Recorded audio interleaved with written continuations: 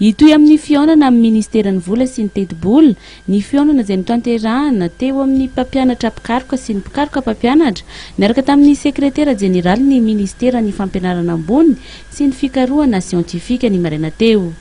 Amahana ny olana momba ny didim-pitondrana ny tambikarama, ny mpampianatra mpikaroka misotro ronono no iopanan'ny fihaonana. Mikasika ny tambikarama amin'ny ora fanampiny dia tapaka nandritra izay fihaonana ny maraina teo izay fa mijanona ho 520 ora ao anatin'izay ora fanampiny izay no alohan'ny fanjakana amin'ny taona 2024. Misaotra ny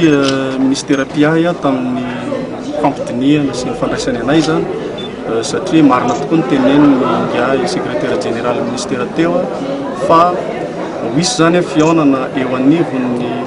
ministera PIA nisitry ny vola sy ny fitantanam-bola ary ihany koa ny CSS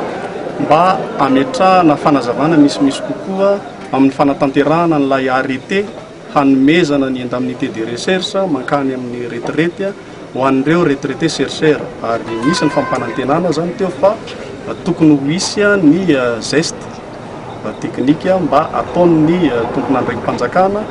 hanomezana an'ireo indemnité de recherche reo mialohan'ity farany taona ity. Araky ny efa tapaka tamin'ny AGEA ny sitinina dia tsy fitokonana akory fa etsika anankiray anairana ny tompon'andraikitra mba isiny ny fandraisana andraikitra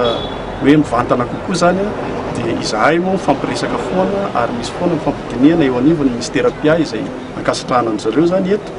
dia mijanona ny sitinina zany. Tsy andraikitry ny ministeran'ny fampianarana ambony irery ny famahana ny fitakin'ny CSS fa manana indraikitra ihany koa ny MFB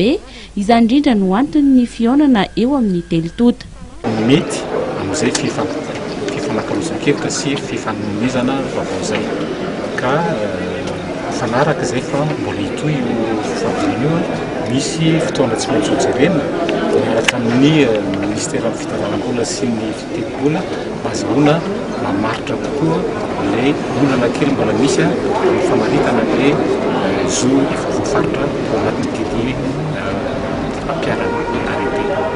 Nanatsahatra ny sitinina saika nokasaina tao tetsy amin'ny ministera ny fampianarana ambony sy ny fikarohana ara-tsiansa tetsy Tsimbazaza araka izany ny CSS ny maraina teo.